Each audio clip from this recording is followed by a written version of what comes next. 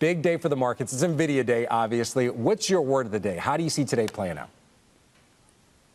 I think uncertainty, and it might be bigger than the word of the day. It might be the word of the week, maybe the word of the month. So what I've seen in the last week is uncertainty is really amping up.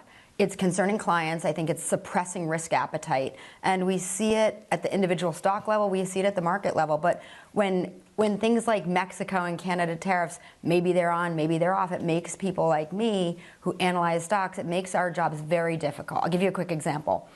I would like to research Ford for the portfolio, but I can't research Ford unless I know what steel tariffs are actually going to be and what Mexico tariffs might actually be. It makes the job nearly impossible. So that uncertainty leaks in kind of from the bottom and works its way up into valuations, into risk appetite, into people's sentiment and comfort with paying what was a 22 times multiple for the market. Yeah, a lot of uncertainty out there. Why don't we focus on what we do know at least? Yeah. If you look at the options market, either NVIDIA is going to move 8% to the upside or the downside. Let's just play out this hypothetical of the downside. Is that a buy the dip moment in your mind, or is that a sign of just broader market weakness that might concern you? I think you can buy the dip, maybe not in NVIDIA. I don't invest in that. But I'll give you a really good example on this one too. We're looking at Google for our disciplined growth strategy. And if you look at Google, the multiple is pretty reasonable. It's about 20 times earnings. And the growth is pretty decent too, 12 to 16% earnings growth for the next several years. So what we thought on that was, hey, hold off, right? There's no catalyst between 3 weeks ago and when NVIDIA reports earnings on Google. So let's hold off.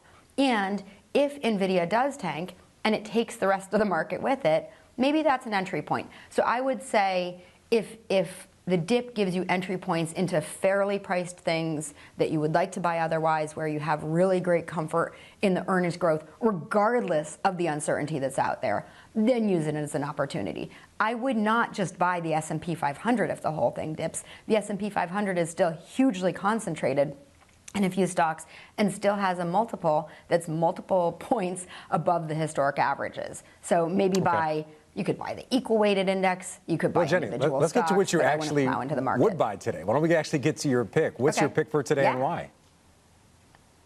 This sounds great. So this has been in the portfolio for a while, but it's Easterly Government Properties. The ticker is DEA, and it is the extreme example of uncertainty that's come into the market. So the stock's down about 23% since the election and since DOGE was announced.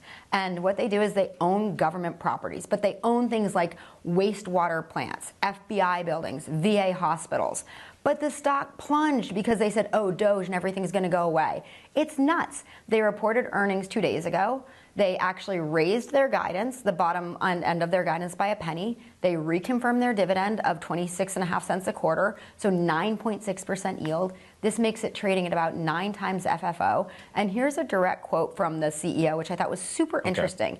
He says, through DOGE effort, the federal government has recognized the value and efficiency of leasing versus owning real estate.